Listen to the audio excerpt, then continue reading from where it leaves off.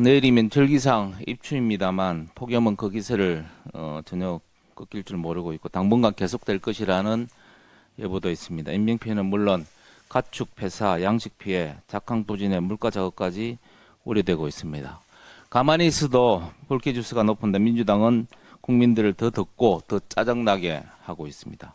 방송위원장 탄핵에 어제는 8일 임시회까지 열고도 민생은 뒷전으로 하고 기어이 불법 파업 조장법만 통과시켰습니다. 잘 아시다시피 22대 국회가 개원하고 두 달이 넘도록 여야 합의로 통과된 민생 법안은 하나도 없습니다. 정가의 보도처럼 휘둘러온 탄핵소추안, 특검법, 방송장악법, 불법 파업 조장법 그 어디에도 민생은 없었습니다.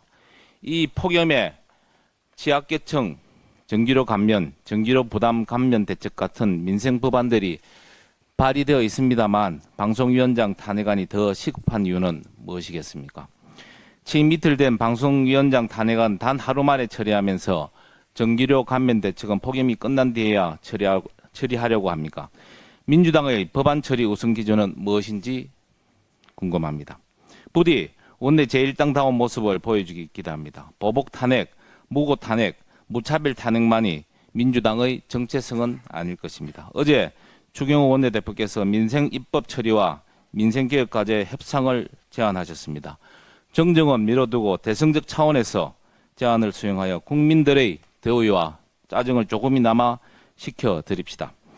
우리 국민의힘은 정쟁은 단호히 거부하고 오직 민생에 집중하는 정당으로 거듭나겠습니다. 이와 관련해서 한 가지만 더 말씀드리면 검찰이 지난 이날 이재명 전 대표를 비롯한 민주당 인사에 대한 통신조회를 했다고 합니다. 대선 개입, 여론조작 의혹 사건 수사 과정에서 적법한 절차에 따라 이루어진 일입니다. 그런데 민주당은 이 적법한 수사 절차를 불법 사찰로 둔갑시키고 있습니다. 야권에서는 검찰 폐지론까지 들고 나왔습니다. 이 역시 여론조작이고 무책임한 정치 선동입니다.